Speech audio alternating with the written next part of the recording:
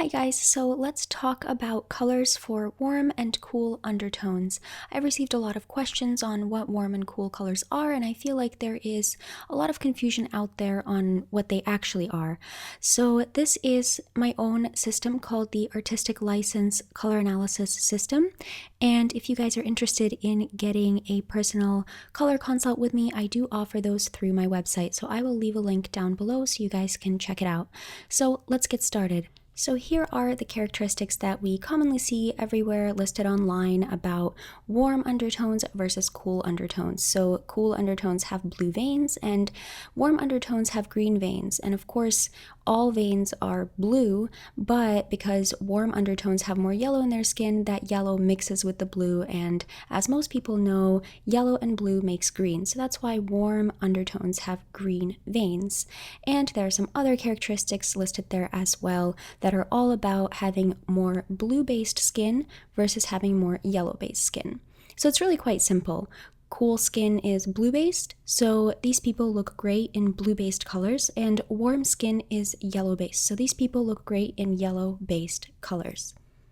So where do we get confused? I see this everywhere, and it's this inconsistency in bringing color theory into personal color analysis. So a lot of color analysts will, with good intentions, get really excited about their passion about colors and everything, and basically bring in color theory, not really understanding, in my opinion, that this is more about blue-based skin versus yellow-based skin. So let me tell you the difference between color analysis and color theory. So in color theory, we consider warm colors to be dynamic, high energy colors, and cool colors to be soothing and relaxing. And in personal color analysis, as we just talked about, this is more about yellow versus blue. It's not about the energy level of the color, at least not when we ask about the undertone. We do talk about energy in general, and we talk about it later, but not when it comes to how warm or cool your undertone is. So in personal color analysis, we have warm has more yellow than blue, and cool has more blue than yellow. So when we're asking if someone is warm or cool, what we're asking about is, do you have blue undertones or yellow undertones? And this other question, you may find it to be familiar, are you more dynamic and bright, or are you more soft or soothing, relaxing, muted? That is more of a question of chroma. That is a totally different topic that's beyond this video, but it's not about warm or cool. So don't get confused on that. So let's take a look at these three colors. These three colors would all be considered warm in color theory. So the tomato red would be warm, the magenta would also be warm because they're all high energy colors. But now let's take a look at what happens when we try to extend this logic, extend this color theory idea to someone who has a warm skin undertone. And by warm, now I'm saying that they have a yellow-based undertone. Has nothing to do with energy. So now we see Hayden Panettiere on the left with a warm red lipstick, and on the right with more of a cool pink or fuchsia lip or magenta, whatever you want to call it. And I think that, I hope you see what I see. I think most people would agree that she looks much better with that warm red lip than she does with the cooler lip. So that is the difference. This is what happens when you extend that kind of color theory into color analysis. It just doesn't work. So now we have this. Now we understand, or I hope we can kind of make the conclusion that for us, in terms of color analysis, we have red is quote unquote neutral. The tomato red on the left has more yellow added to it. It has a yellow undertone, so we will call it warm. And the magenta or the cool red is a bit more blue-based or has a blue undertone, so we will call it cool. So the warm and cool balance is, in color analysis, all about yellow versus blue. And we will call green neutral, a neutral green having an equal amount of its value, an equal amount of its darkness coming from yellow, and an equal amount of its darkness or value coming from blue. So that is this theoretical neutral green. And we will also call red, quote, neutral, because it doesn't have any yellow or blue. It's a primary color. So finally, here we have the blue-based colors.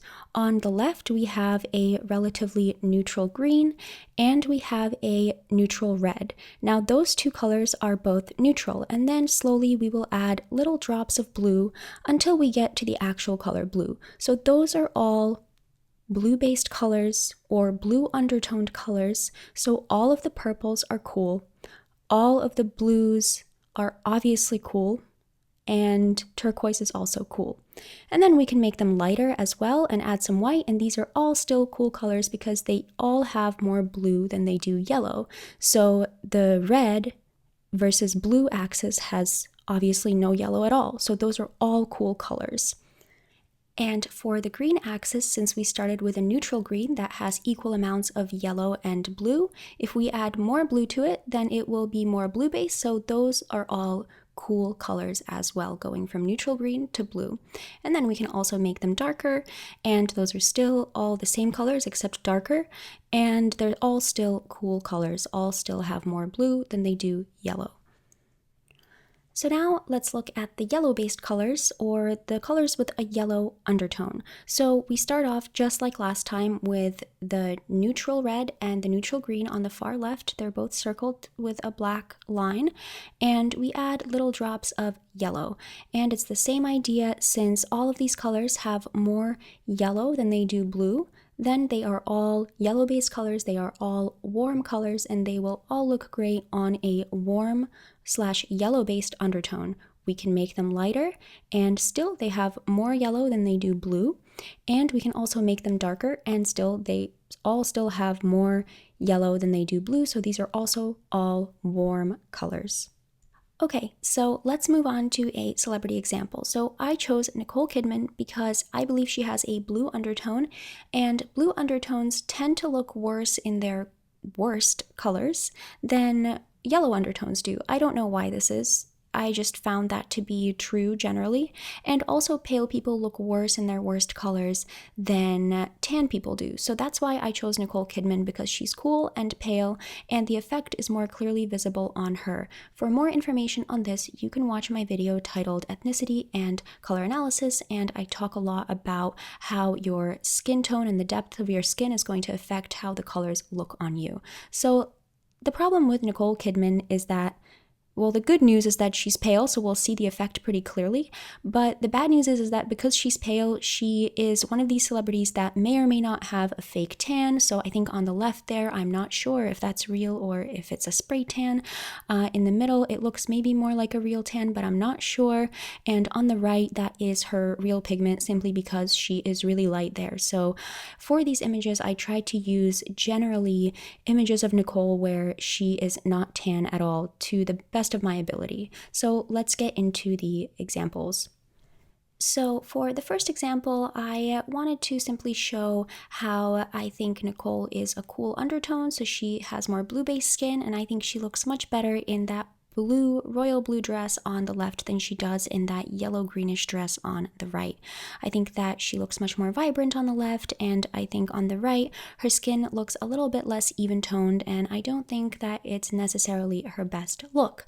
So now let's take a look at a lineup of Nicole Kidman wearing different cool colors. So here they are, and I've even made little tiny diagrams showing how much blue is in each color. So it's either a neutral green with an equal amount of yellow and blue, so it's a neutral, or red, so red has no yellow or blue, so that's also neutral, and then we mixed a little bit of red into there to see just how much blue is in the color. And so because she's a blue undertone, she's going to look better in the blue-based colors.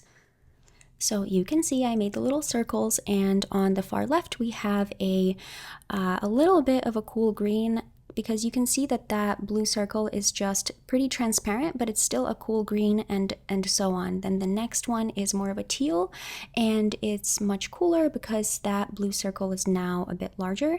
And you can see that the teal, even the teal, I think looks better on Nicole than the cool green, because Nicole is such a cool undertone. And I think the blue looks amazing, and I also think that the purple looks amazing. And I think that the the magenta looks, or the pink, or whatever you want to call it, I think that looks pretty good too. But my favorite 3 images are the ones in the center, and you can see that they have something in common. They all have a pretty substantial amount of blue added to that neutral color. Because she is such a cool undertone, because she is so blue based, then those colors with more blue added to them are the ones that are going to look the best on her, the most amazing. So let me know if you guys see what I see. So let's take a look at her now with the same type of logic, but with warmer colors now, with more yellow based colors. So here we have the color circles again, and you can see that in the center is pretty much a yellow dress with just some white added to it, so it's primarily yellow. And I think that that dress doesn't necessarily look that great against her skin. I think that the skin maybe looks a little bit more pale and a little bit less vibrant than it did in the cooler colors. And finally, when we move toward the left or toward the right, there is also a fair amount of yellow in each of those colors, and I think those are also not really her best looks. And then when we move farther out where there's less yellow added to the neutral colors, so there's a little bit of yellow added to the red and a little bit of yellow added to a neutral green, and I think those colors still don't really look that amazing on her. I don't think that they're her best colors, but I think they look better than the colors in the middle with more yellow. And I thought I would also give an example of her wearing a red that is a bit cooler, with a bit more blue added to it on the right, and the tomato red that we just saw in the previous slide. And I think that most people would agree that she looks a little bit better in that cooler red on the right than she does on the left in the warmer red. So that is it, you guys. That's all I have to say about this topic.